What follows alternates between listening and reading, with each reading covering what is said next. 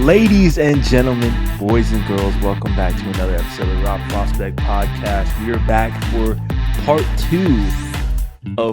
two in our NFL preview series, going through our top 20 teams in the NFL. If you're new to this series, we already uploaded part one and part one of part two. um, and the format goes like this: we go through our 2022 summary, where we go through team record at home, point differential, et cetera, et cetera. Then we go through our top three favorite additions in the offseason for said team. Then their top three most important players. Then that leads into our over-under Vegas win projections. We make a pick, we make a prediction based on their 2023 outlook overall. But before we get into all that, leave a like on the video, subscribe to the channel if you have not already. Leave a 5-star rating and review on Apple, Spotify, wherever you may be listening. And we'll just get right into it. Joining me from Houston, Texas, the Stat King himself, Mr. Michael Ween. How you doing? Good. We just recorded part one of part two of this series. But hey, you're getting your football fix. If you want your football fix, we're giving it to you. So don't complain. You have plenty of content to listen to. Leave a like and subscribe. We have more of this coming for you guys in the next couple of weeks as we count down all the way to our numbers. I guess it would be 4 through 1, which will be our last episode near the end of August, along with college football content, MLB content, and so forth. So with all that being said, I'll hand it to Emmy to reveal our number 14 team in our power rankings and do their season recap. That would be the Cleveland Browns. Yep. And for Cleveland last year, I describe it as a lost season, I'd say. The first 11 games were with Jacoby Brissett at quarterback, and not their however $1 million man, Mr. Deshaun Watson. They finished 7-10 on the season, 4-4 at home, 3-5 on the road, 3-3 within their division. Pretty solid, as we mentioned with the Steelers. Pretty solid in the AFC North. That's a really tough division. And all in all, Jacoby Brissett did a really, really good job. You have to give a shout out to him when talking about the 2022 Cleveland Browns. Their point differential finished at -20 on the season. So pretty much middle of the pack. Not good, not terrible, though. Their record in one-score games, that's where they're going to look to improve coming this season. They went 2-6 last year with Deshaun Watson and with some of these additions we're going to get into. That's where they're going to look to improve. And then the record in games decided by a field goal or less, they went 2-4.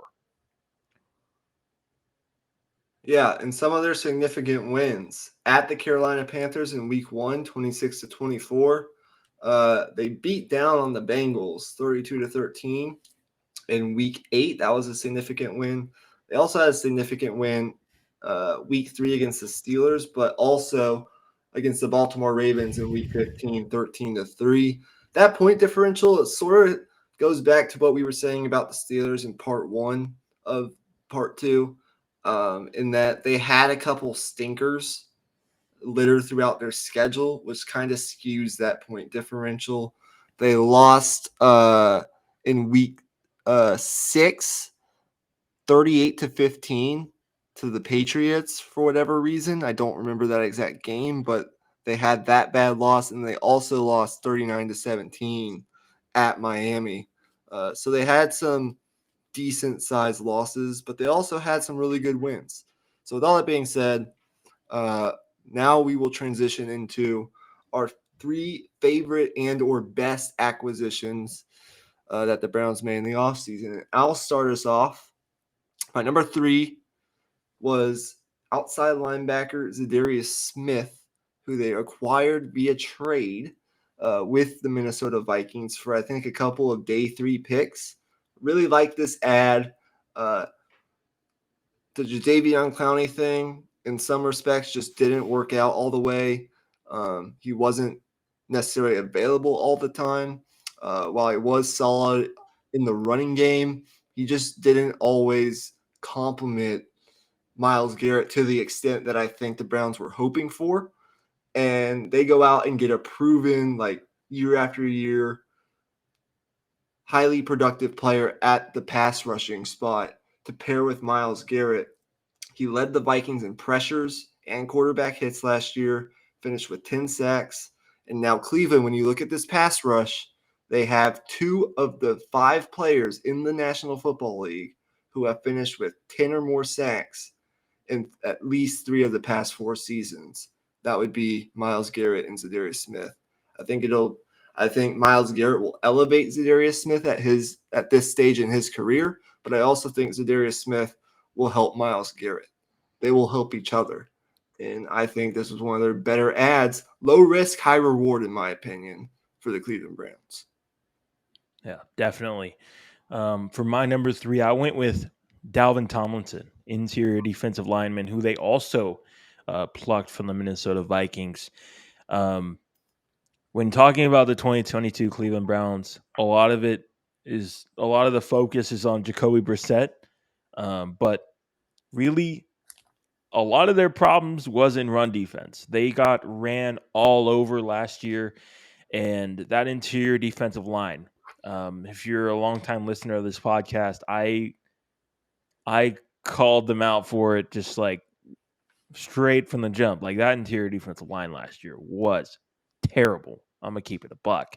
And they credit to them, they look to improve it, and I think Dalvin Tomlinson is a great addition. You throw him in at three technique, at he can play a little bit of nose. I don't love him at nose, but you got to have quality depth. Is the point, and I think at the very least he's that. He's a quality starter who can throw in a multitude of different roles throughout that interior defensive line. Yeah, he's on my list as well at number two. For whatever reason, it seems like in all these teams, we have the same number two over and over and over again. It's just weird. Oh, But strange. Dalvin Tomlinson, 4 years, 57 million, was one of the bigger free agent signings that the Browns made this offseason, and it comes at a premium, at a position of real need. 325 pounds. He made 42 tackles in 13 games with the Vikings last year.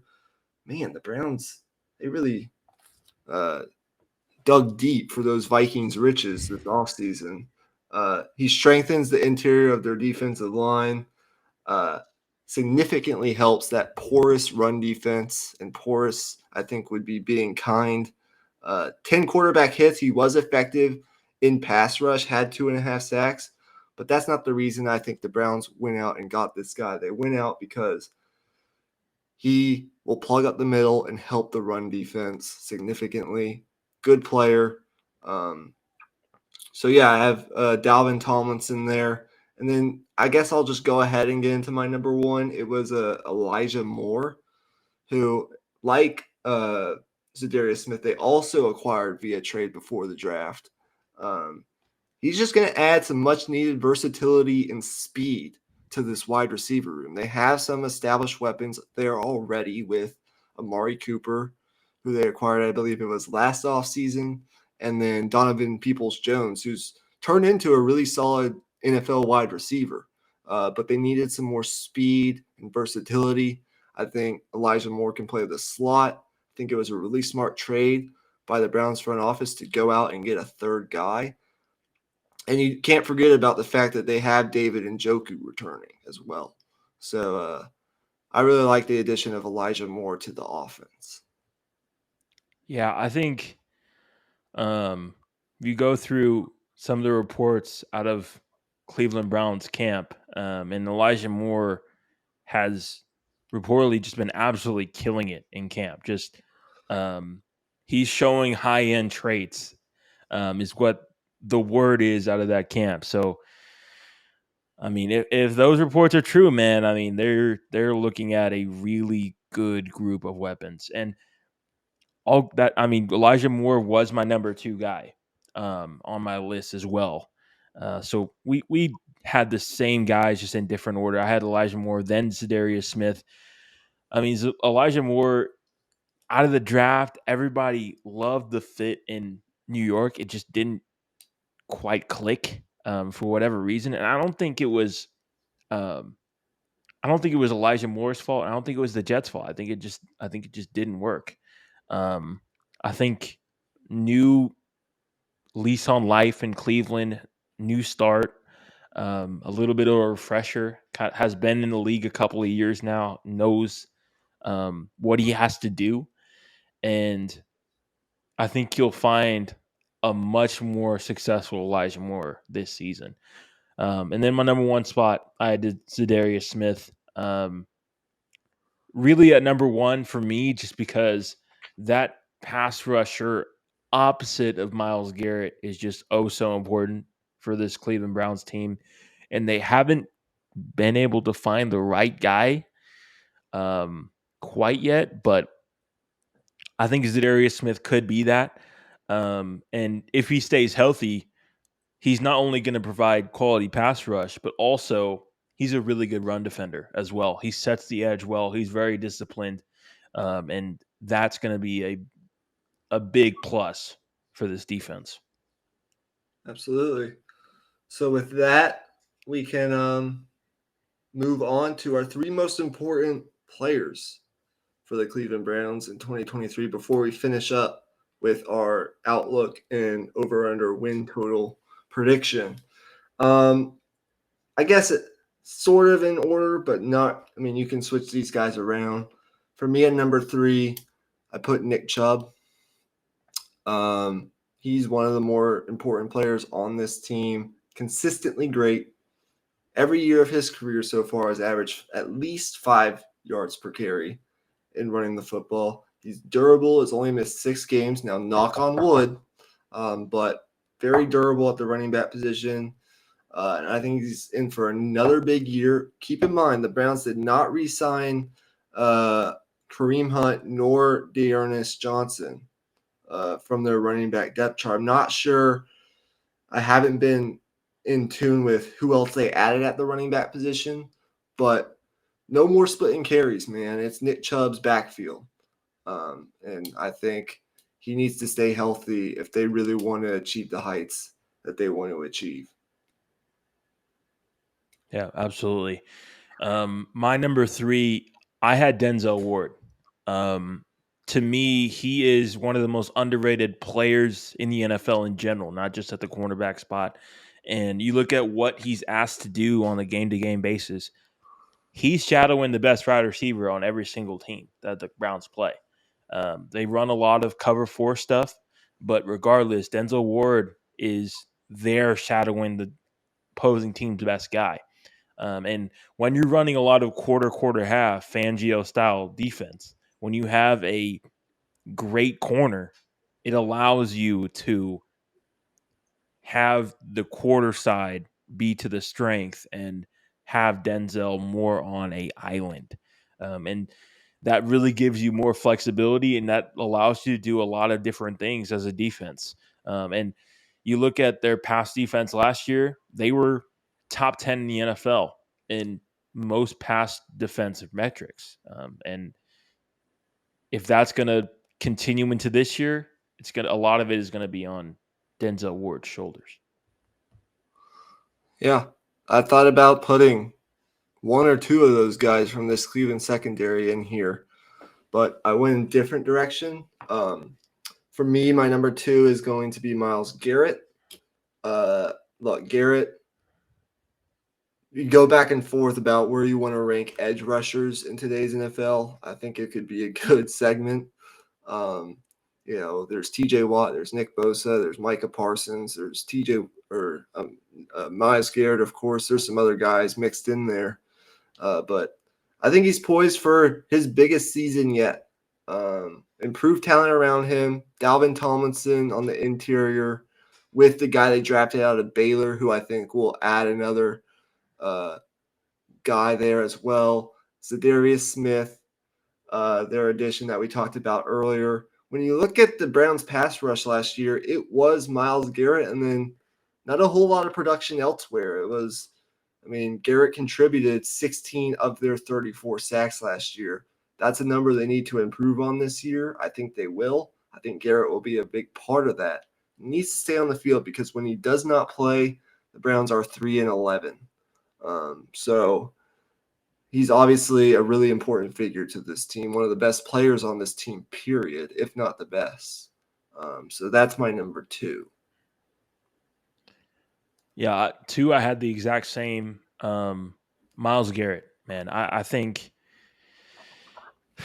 I mean, coming out of Texas A&M, I mean, we knew this guy was a stud. We knew this guy was a freak, but I don't know if I foresaw the dominance that he would have as an NFL player.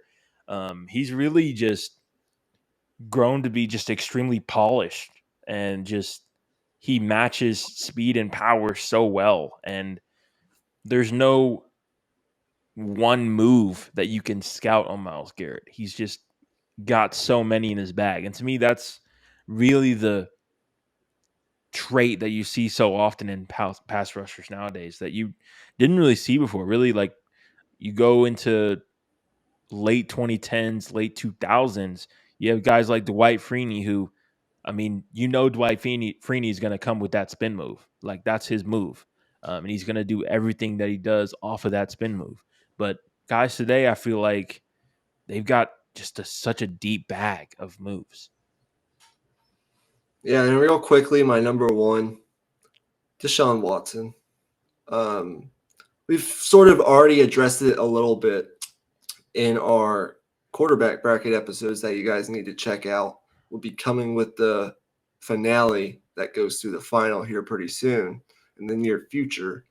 But I think this Cleveland team goes from fringe playoff potentially type team to can make some noise in the AFC playoff picture if Deshaun Watson can get back to or near what he was just a little over 2 years ago with the Texans.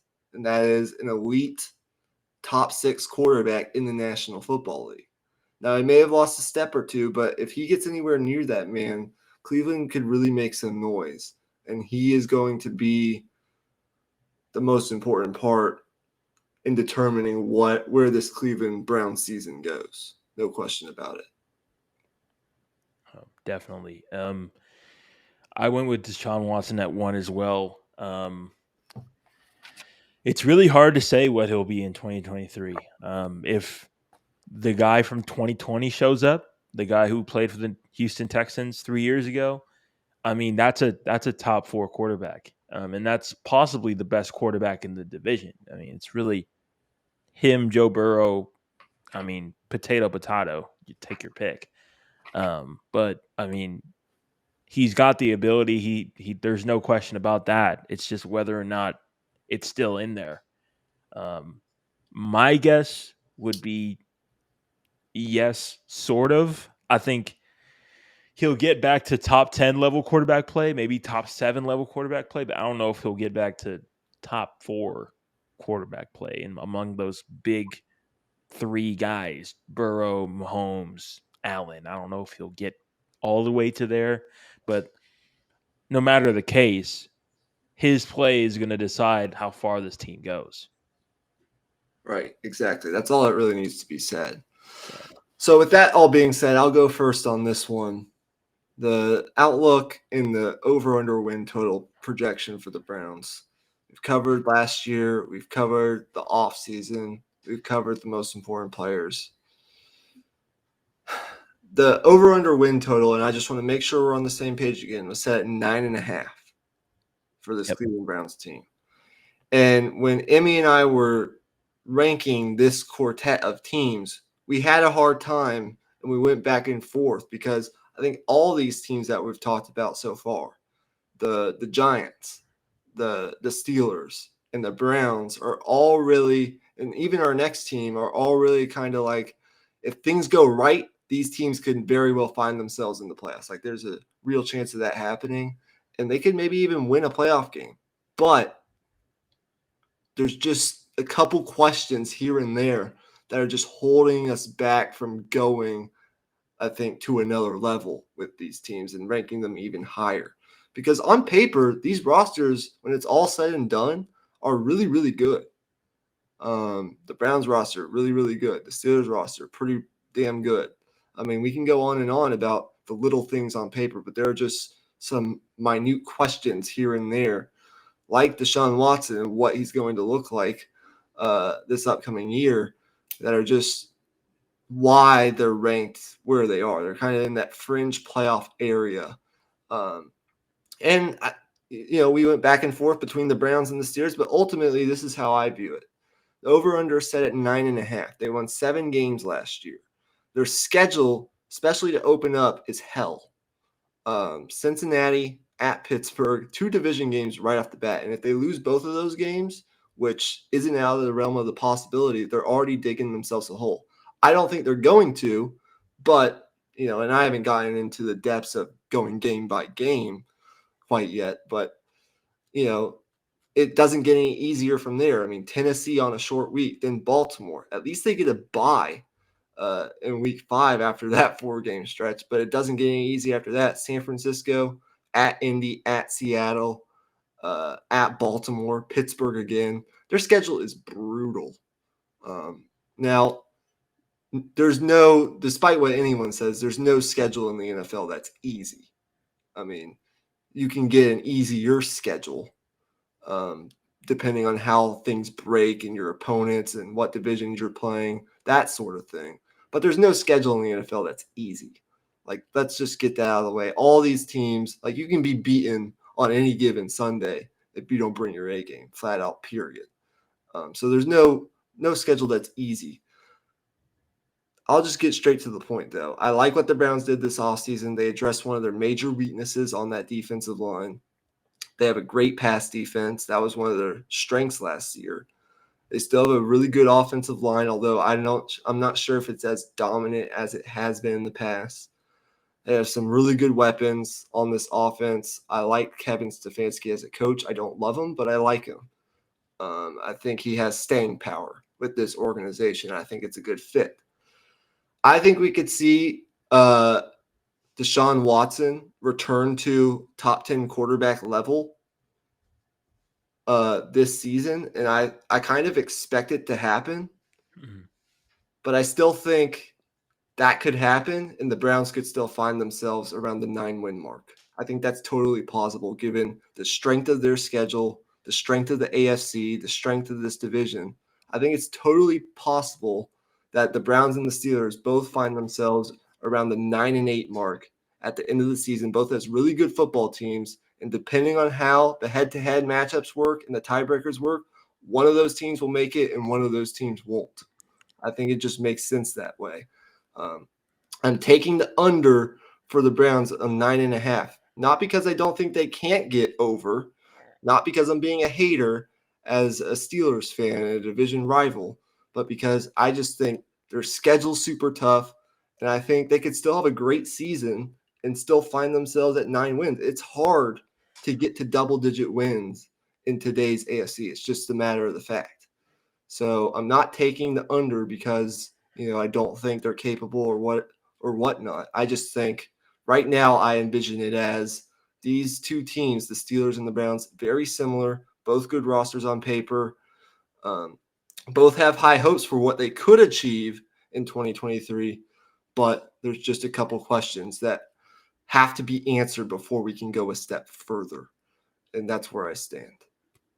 Right. And to piggyback off of that, these rankings are regardless of schedule, regardless of, of injuries and how obviously we don't know how things are going to bounce, obviously, in week 17, 18 down the line. But these rankings are really in a vacuum, and that's really goes off of your point. Now, the Browns, man, I think I have to agree with you. It's just the AFC is so unbelievably brutal. I think all these teams on the fringe of making the playoffs are just going to beat up on each other. And I think there's going to be 3 or 4 teams that miss the playoffs. 3 or 4 teams that are really, really good that miss the playoffs, Yeah, and that's kind of disappointing. But regardless, I think they're a top 13 team in football, top 14 team in football, and that shows in our ranking. absolutely, no question. All right, that's part one of part two of this uh, season preview.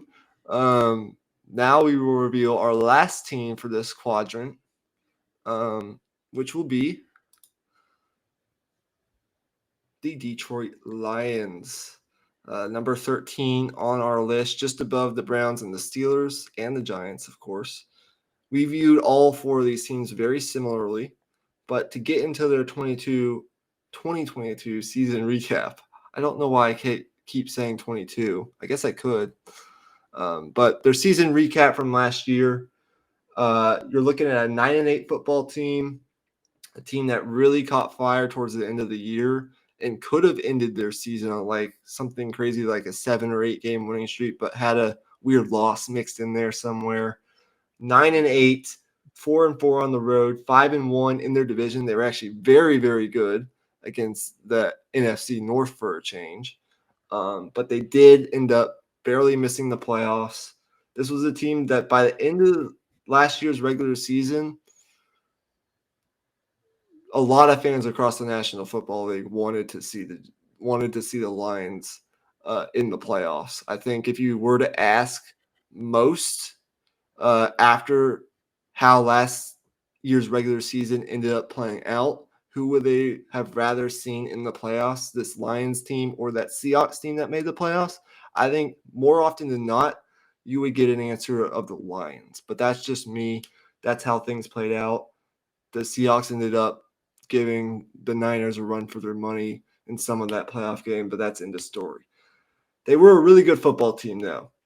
A plus 26 point differential, despite having a losing record in one score games, 4-5. They were just about 500 there, 2-3 in games decided by a field goal or less. And they had some really impressive wins at the Giants, who were a playoff team and actually won a playoff game in Week 11, 31-18.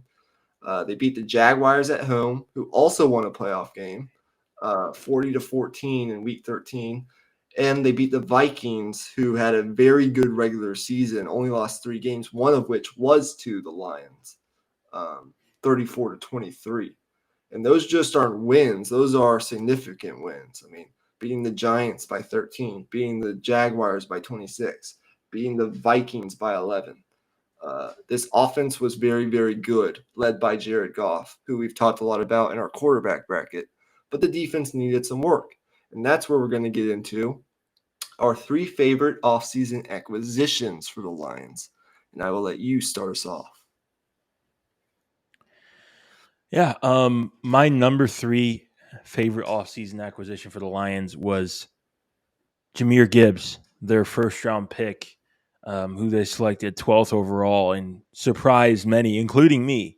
But watching his rise to greatness at Alabama last year, I mean, it's clear the vision that Detroit had. Obviously, Dan Campbell's background with the New Orleans Saints, the vision that they have for this running back room is Kamara and Ingram. That's why they brought in David Montgomery, and that's why they brought in a extremely versatile runner of the football and a guy with the ability to catch passes out of the backfield and really open up the offense from that sense. I think that from that standpoint, it really fits in with what Jared Goff likes to do. He likes to have that dump off available to him as a guy who isn't quite as mobile as a lot of other quarterbacks in the NFL. So if you look at it from that standpoint, I think it's pretty clear what the role is going to be for Jahmyr Gibbs. Um, whether he lives up to expectations is going to decide whether it's going to be a big part in deciding how great this offense can be. And I do think they can be really, really good. Yeah, I think people are looking down on Jahmyr Gibbs just a little bit because of where he was picked, and I don't think that's fair necessarily. Um, that's just the vibe that I get. But I kind of cheated, and for my number three, I went with just the running back additions in general. Uh, Jahmyr Gibbs and David Montgomery. I think they complement each other really well. I think you're going to see Montgomery as a guy who's sort of established himself, kind of know what he is now in the National Football League. It's more of that workhorse back that gets a lump share of the carries, but then you're going to mix in Gibbs as that dynamic speed type back with some more skill. Um, and there's a reason he was taken highly in the draft. It's because he's a very good, goddamn good player. And look, they have all five starters back on what is a very good offensive line. So you incorporate this mix of skill despite trading away DeAndre Swift and losing a very good player in Jamal Williams. Uh, I think they're going to have just as good of a running game as they did with those players. Um, if it's not as good, it's still going to be really good. And I think it'll make this offense go. It'll be a part of what is going to be a really good offense, is what I'm meaning to say. So let's hear your number two. Yeah, my number two was another rookie selection, Sam Laporta, the tight end. Um, you look at what they did last year, trading away Hawkinson. They clearly had the vision of seeing this deep tight end class and making the move that way and remaining cheap at that position. And I think he fits into this offense, um, into the mentality of this team extremely well. Um,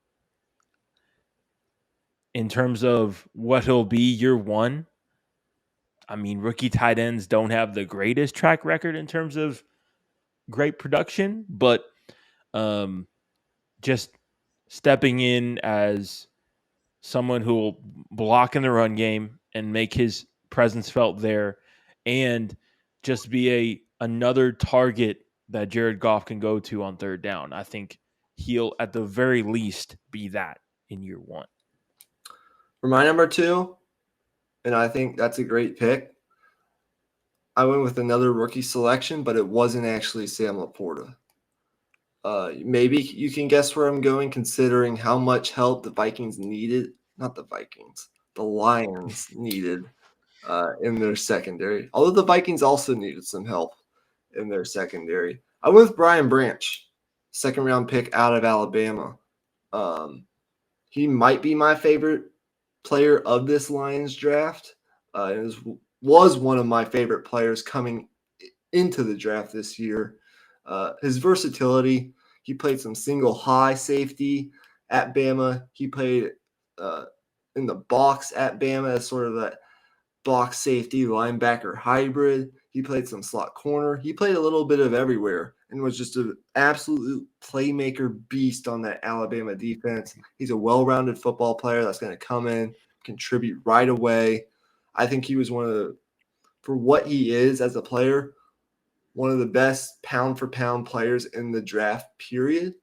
I'm high on Brian Branch, and I really like his addition to the secondary. There's a theme of what they did in the secondary this offseason, and that's, I think, add versatility, guys who can play in a multitude of roles, as you'll see a little later on. Yeah, I'm really high on Brian Branch as well.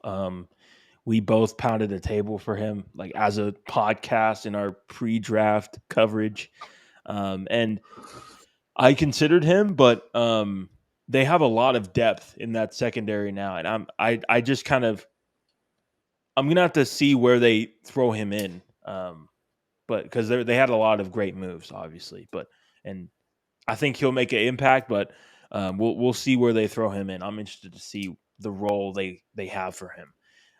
My number two spot, I had Cam Sutton, or my number one spot. Sorry, excuse me, Cam Sutton. Um, One of the best slot corners in football, best tackling corners in football. In terms of run support, you're not going to find a better corner than Cam Sutton. Um, he's just extremely solid, and as you said on our last episode, was the best corner hands down for the Pittsburgh Steelers last year, who were a top 10 defense. So he's going to be an immediate contributor, and you know, getting Cam Sutton was what allowed them to move off of Jeff Okuda, their former, was it second overall pick a few years ago, and have the confidence to be able to do that. But yeah, they're solidified at that corner spot. I like what they did. Yeah, and look, Cam Sutton was my number one as well. And I'll talk about him a little bit, but we can't just forget about the fact that they added CJ Gardner Johnson as well to the secondary as a guy who you can move around a little bit and was really solid has been really solid the past couple of years. But I'll talk about Cam Sutton. I was not happy. I won't say mad because what ended up happening worked out well for Pittsburgh. But look, man, Cam Sutton by middle of last season was probably on my top 5 favorite Steelers lists for that team last year. He was just solid, and I think right now getting him at $11 million per year, I think he's one of the most underrated cornerbacks in the NFL. Period. For what he does, a lot of people really don't know, but he played some boundary corner and some slot corner in Pittsburgh and was really good at both. He's not spectacular in any sense of the world. He's not going to wow you, but he's just really solid, really smart, intuitive, instinctive football player. Good ball skills. He's not exceptional in any one skill, but he's really good in all of the major skills that you need as a solid corner in today's league. The one area that you can kind of get on him for is his speed. He can get beat by some faster guys, but 5 interceptions the past 2 years speaks for itself. He's coming off a career high year in interceptions, 3 last year, 8 pass breakups, and only allowed 57% of his targets that came his way to be completed. So really good corner, but CJ Gardner Johnson's up there, Brian Branch is up there. They did a lot in this secondary. We'll just have to see where the roles fall. I'm interested to see how that works out for Detroit. But they went out and they addressed the talent deficit in that secondary. There's no doubt about that. So, with that, we'll move on to our 3 most important players for the Lions in 2023.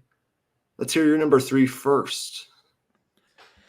At number 3, I had Kirby Joseph. I went in a little bit of a different direction, and a lot of people don't know that name. But if you remember, he was the one who picked off Aaron Rodgers twice in that last game of the season for the Lions in that big win in Lambeau Field. I believe it was Aaron Rodgers' last pass as a Packer, I believe. That was his second pick of the day on Rodgers. And he also picked off Rodgers in their earlier matchup in Detroit. So, I mean, this dude is extremely underrated.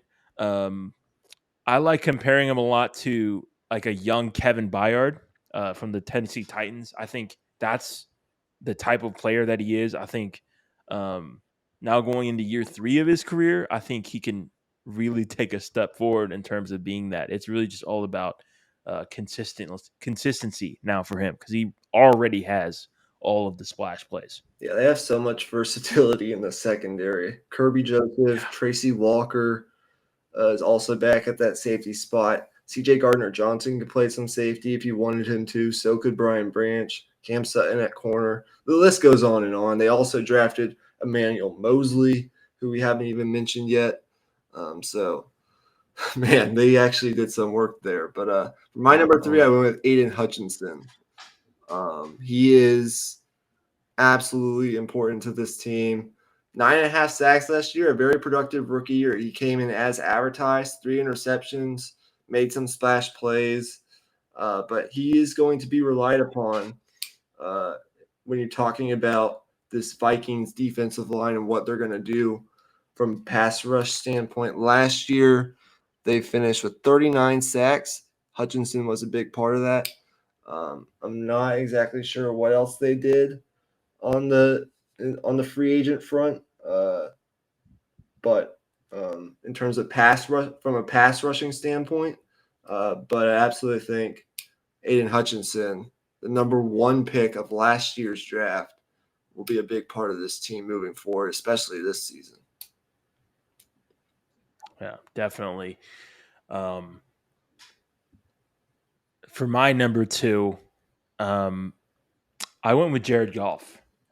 I think he's one of those guys that going into last year, um, probably there was just an entirely different outlook on him than there was at the end of last year, and that's just all a credit to him and his work ethic. I think a lot of people late in those LA days kind of questioned his ability to improve as a quarterback, and I think maybe going to Detroit was the wake up call they needed because clearly there were things that he improved in his game, just in his ability to just pull the trigger in the middle of the field into tight windows. That was something that I didn't see enough in LA, and he did on a consistent basis last year. And if the Detroit Lions want to go to where they want to go, um, and win playoff games and win games on the road in prime time atmospheres, Jared Goff is going to have to deliver. And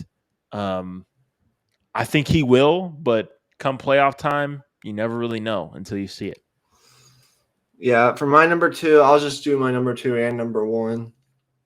I guess you could go really in either order, but for my number two, I'm obviously really high on Amon-Ra St. Brown, and considering that I think it's Jamison Williams who's suspended for the first 6 or 8 games of the season. I don't remember exactly how many.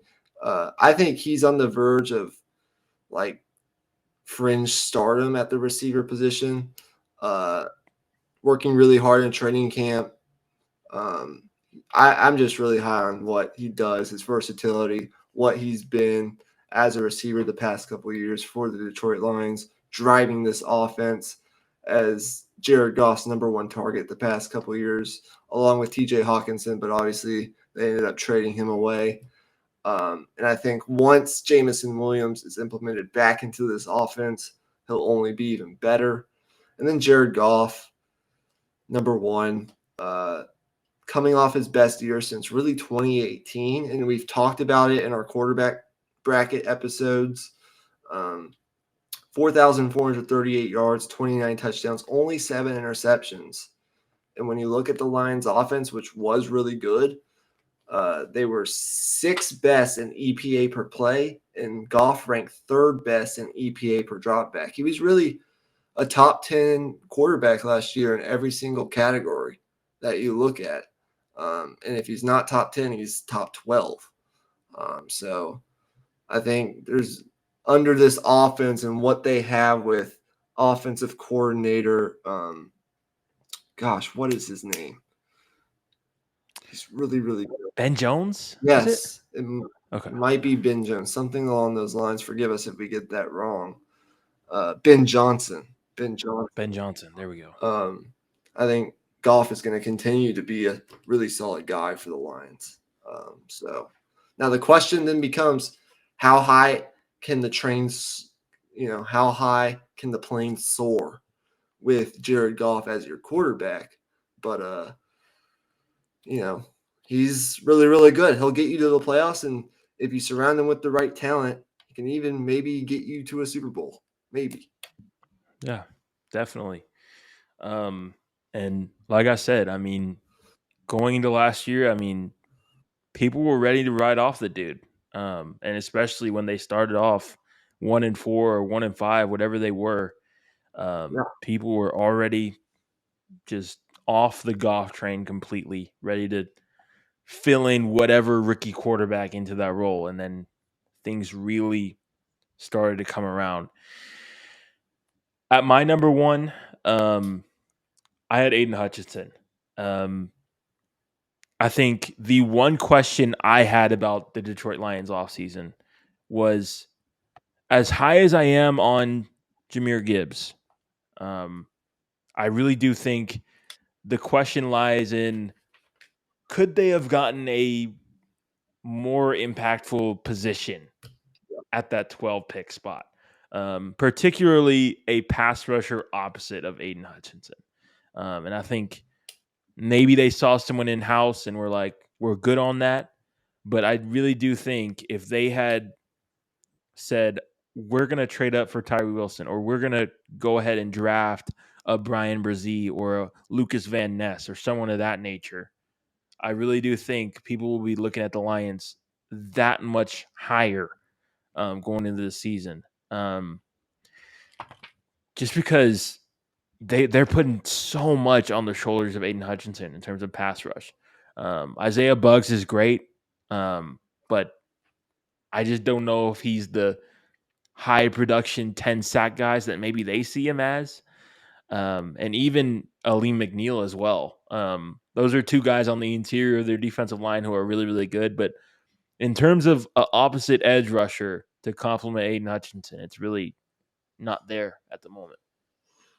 Yeah, it's questionable for sure, but when you look at what they did last year, and I have to look deeper into who they lost in free agency, they still found a way to. Now, given not all sacks are created equal, got to get that out of the way, but they still had a middle ish of the pack pass rush, and I think with the improved secondary, things could balance themselves out there. I think regardless, you're right. They are putting a whole lot on Aiden Hutchinson, and that's why he's on the list. And I probably should have him higher than I do. But it would be nice to have another like proven pass rusher on the opposite side, which they don't have, and that's a fair question. But they still found their way to being a somewhat effective pass rush last season. But you're absolutely right. I mean, I think if they got a guy like, I don't know, even like a Justin Houston, who I believe just signed somewhere else, I think in To the Carolina, Panthers. or like a veteran guy like that, maybe not a Justin Houston, but someone along those lines, teams would be looking at them in a little bit of different light. Not that they're not looking at the Lions in a positive light going into this year. And that's where we transition into our season outlook and our over under win total projection.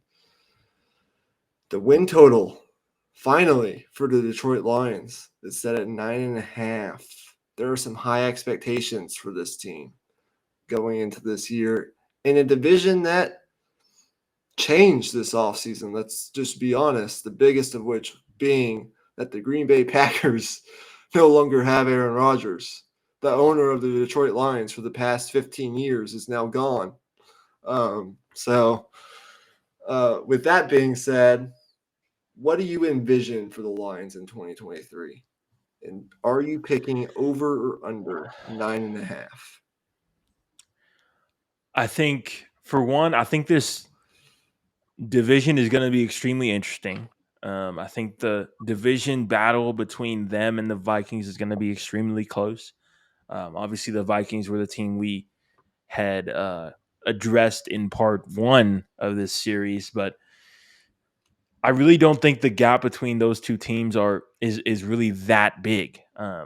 It's it's there. I do think Detroit has the better roster, but the the division battle there is going to be very interesting. In terms of their win total, I lean the over, but it's the Lions at the end of the day. They gotta go out and do it. I mean, even with everything that went wrong defensively last year, they got to 9 wins, and obviously you can't equate that last year's schedule, this year's schedule, all that type of stuff. It's not the same team, but I mean, all of the improvements they made, I just it's hard for me to see a scenario where they don't reach 10 wins with everything they did to this team outside of just catastrophic injury and just tomfoolery at the highest degree. I don't see them I don't see them not getting to 10 wins. Yeah, I'm on the same wavelength as you on this one. Um, now I'm not at like a 90 or 100% confidence level in picking the Mhm. over. I'm probably more at I'm above 50% for sure. Like I'm not on the fence. Like Uh, 65, 70, I'd say. 65, 70-ish percent. Like I'm fairly confident that they are going to get to 10 wins. The schedule, it's not easy by any stretch of the imagination, but I've certainly seen just flat out in the 8 teams that we've discussed so far, harder schedules than the Detroit Lions have. Uh, I just went through it. I think there are absolutely 10 winnable games on this schedule. The Lions, when you really look at it, had a very simple formula. And this formula pretty much can work for all teams. But when you really look at what the Lions boiled down to last year, they were 9-1 in games where they won the turnover battle. And I guess that equates to 0-7 when they didn't win the turnover battle. And I think with an improved secondary and an improved defense, improved talent on the defense overall, that I think will create some more turnovers just naturally. With Aiden Hutchinson going into year 2, with Dan Campbell and the aggressive style play that they like to play, and with this, what should be a pretty explosive offense, with a smart offensive coordinator and Jared Goff playing at a top 12 quarterback level, they can win 10 games. Now, if they were in the AFC, I I'm not sure how this conversation would go. But they're in the NFC and it sets up pretty well for them. I think they can win their division. I'm not going to make any declarations right now. I think the Vikings and the Lions are pretty close.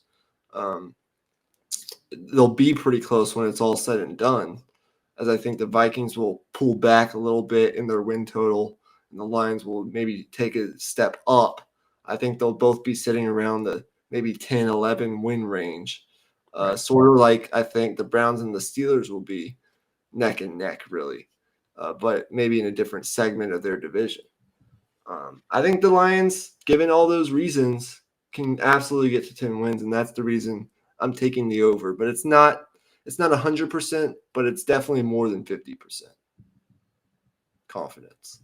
Yeah, definitely. Okay, that's gonna do it for part two of this top 20 power ranking series, this NFL preview for 2023. Thanks for watching, listening, and before we sound off, I just want to say I've been thinking a lot about what I want for this podcast, and I think more than anything, um, I want it to be open conversation. I want to have like a Discord server where we just talk sports, because that's at the root of all this. I mean, really, we're just two guys who are just nerds about every sport that we talk about, and at the end of the day, we want to open up the conversation to y'all, and we want to hear y'all in the comment section, in really anywhere, any sphere you want to reach out to us. We welcome that. So yeah, Yeah, make sure you like, subscribe, give us all your feedback. And we're definitely, Emmy and I, just to give you a little behind the scenes, we're always talking about ways we can improve. How are we going to innovate to get to the next level? We're always thinking of those things, but we really appreciate if you guys could help us along the way. We have busy schedules. We're doing our best, but we don't always think of the great ideas that maybe you guys can bring us. So if you could bring us that, we will give you a favor in return by bringing you the great content that we've already brought you, but even better content and more often content. right.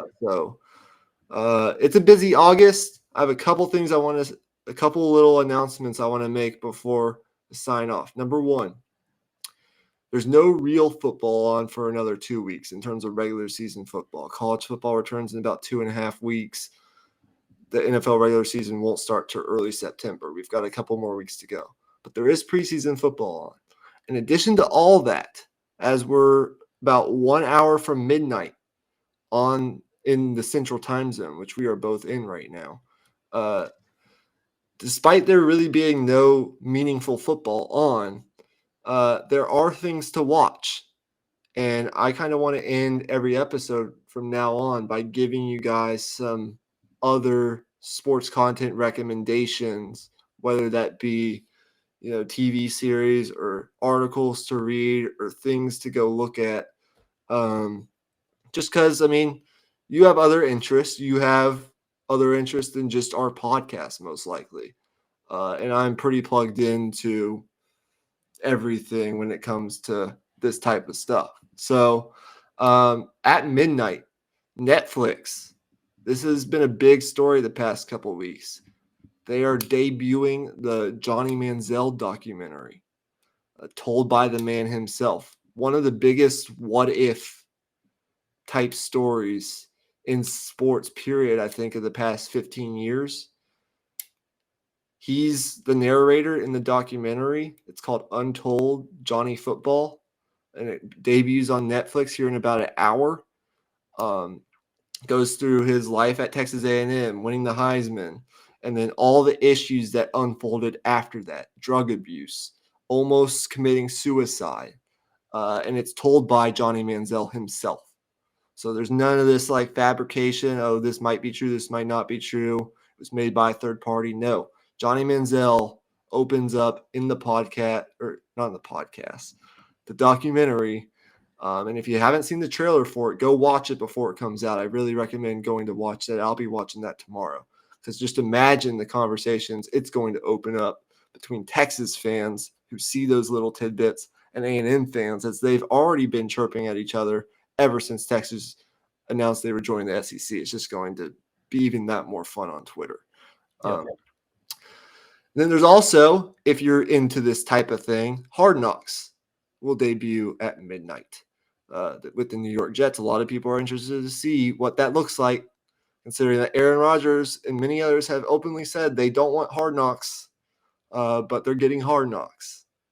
And if you're familiar with Hard Knocks, considering all the new factors to the New York Jets, one of the more intriguing teams going into this season, people are interested to watch that. And I'll probably watch it at some point. It might not be immediately, but if you're into that type of thing, that comes out at midnight.